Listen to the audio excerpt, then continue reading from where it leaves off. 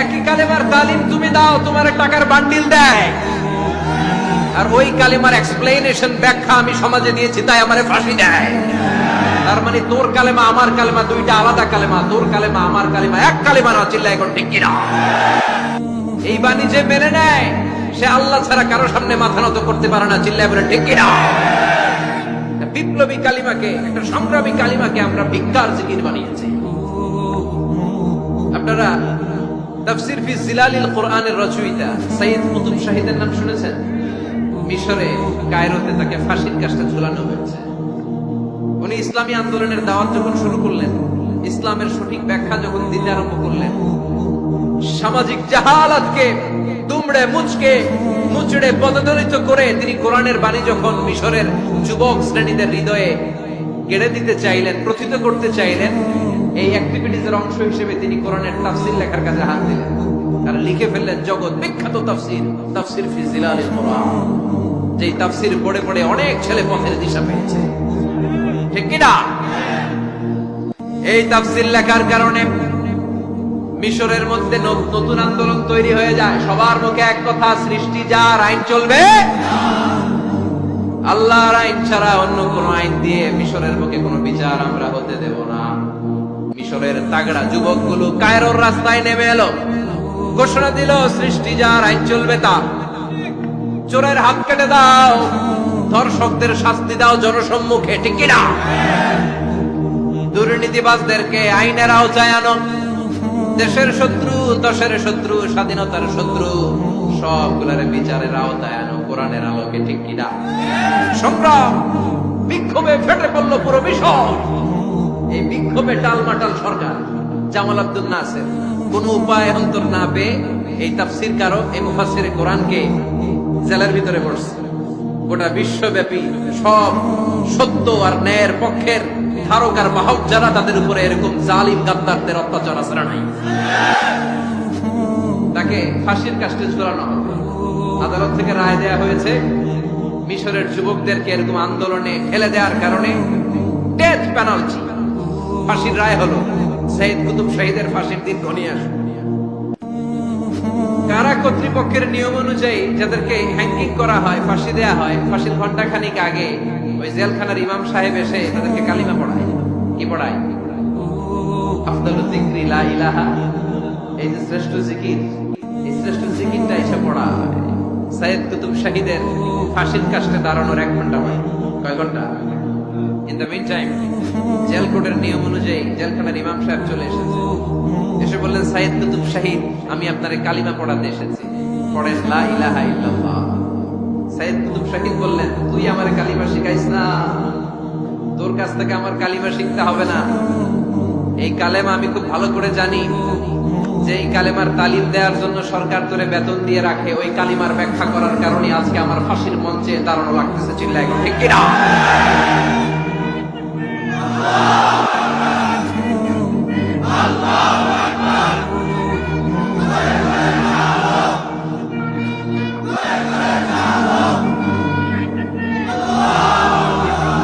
একই কালেমার তালিম তুমি দাও, তোমার টাকার বান্ডিল দেয়। আর ওই কালেমার এক্সপ্লেনেশন ব্যাখ্যা আমি সমাজে দিয়েছি, তাই আমারে ফাঁসি দেয়।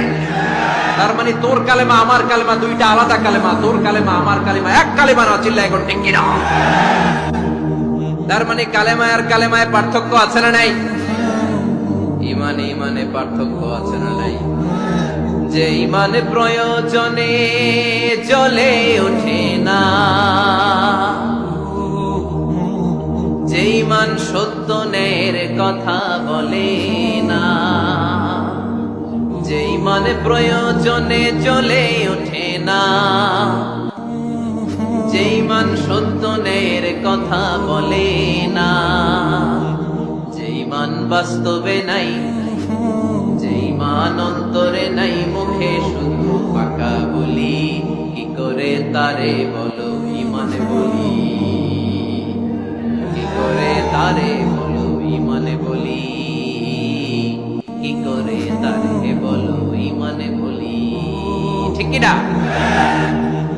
যে ইমান দিন কায়েমের আন্দোলনের ধার ধারে না, যে ইমান লেবাসধারী কোরআন হাদিস তাও পড়ে না, যে ইমান খাজার নামে মাজার গড়ে ফুলুস কামায়, যে ইমান শিরকিয়াতের আমল করে ভীত না হয়, যে ইমান ইমানে ভুলে নাস্তিকতার মঞ্চে ওঠে, যে ইমান বাতিল মাতের দোসর হয়ে ফায়দা লুটে, যে ইমান শুধুই কেবল খায় দায় আনন্দ করে, যে ইমান দেখে না যে আরাকানে ভাইরা মরে, যে ইমান বাস্তবে নাই, যে ইমান ময়দানে নাই, মুখে শুধু পাকা বলি, কি করে তারে বলো ইমানে বলি,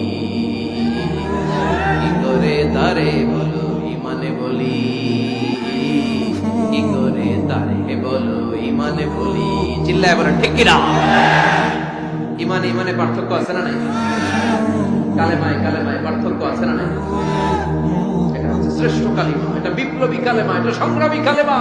এই কালেমার পক্ষে যারা, তারা সত্য আর ন্যায়ের পক্ষে। চিল্লায় বলেন ঠিক কিনা? এই কালেমাকে যারা মেনে নিয়েছে, তারা এক আল্লাহর কাছে মাথা নত করেছে, পৃথিবীর কারো কাছে তারা মাথা নত করে না। এই কালেমার পক্ষে যারা, তাদের স্বপ্ন যে কালেমার পতাকা এই দেশে উড়বে। চিল্লায় বলেন ঠিক কিনা? কোন একদিন এ দেশের আকাশে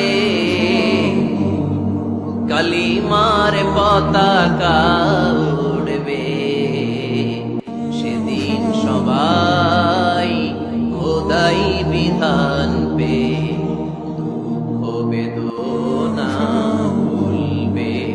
কোন একদিন এ দেশের আকাশে কালিমার পতাকা উড়বে, সেদিন সবাই খোদাই বিধান পে বেদনা ভুলবে। চিৎকার করে বলেন ঠিক কিনা?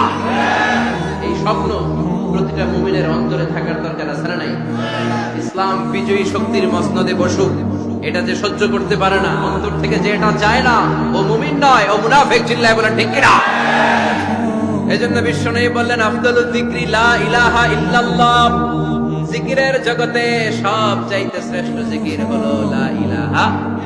এজন্য সব সময় চমৎকার শ্রেষ্ঠতম জিকিরটা দিয়ে জিহ্বাটারে ভিজায় রাখার দরকার আছে না নাই?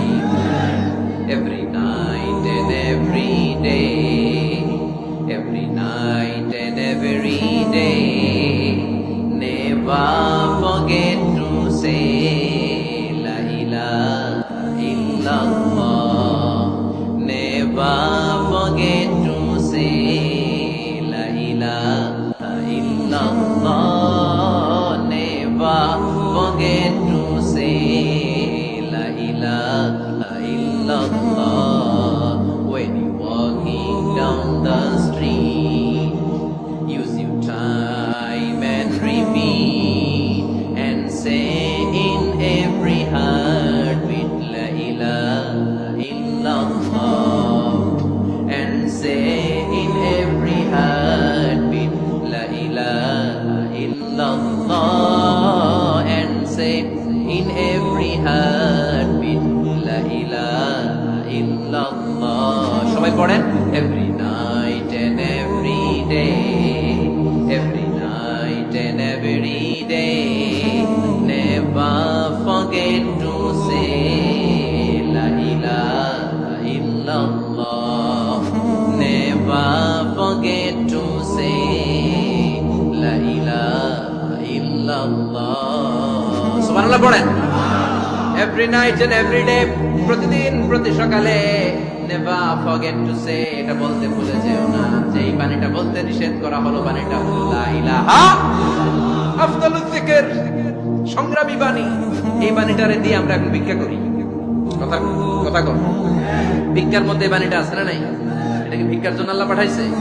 এটা এমন সংগ্রামী বাণী, এই বাণীর সামনে সবকিছু মাথা নত করতে বাধ্য। চিল্লায় বলেন ঠিক কিনা? এজন্য আমাদের জিকির যেন হয় শুধু আল্লাহর জন্য। তাহলে বুঝলাম শ্রেষ্ঠতম জিকির হলো লা ইলাহা ইল্লাল্লাহ। আবার বিশ্বনবী বললেন, আহাব্বুল কালামি ইলাল্লাহি আরবাআ। আল্লাহর কাছে চারটা কথা সবচাইতে প্রিয়। চিল্লায় বলেন কয়টা? লা ইয়াদুররুকা বিআইয়িহিন্না বাদাতা। কোনটা দিয়ে শুরু করবা এটাতে সমস্যা নেই, আগে পিছে যেমনে মন চায় পড়ো। চারটা কি? একটা হচ্ছে সুবহানাল্লাহ, আরেকটা হচ্ছে আলহামদুলিল্লাহ, আরেকটা হচ্ছে লা ইলাহা ইল্লাল্লাহ, আরেকটা হচ্ছে আল্লাহু আকবার। এই চারটার যে শ্রেষ্ঠ জিকির আর নাই। কথা বলেন, এটা এই চারটার ভিতরে ইল্লাল্লাহ আছে? কথা বলেন। এজন্য জিকিরকে আমরা খণ্ডিত করব না।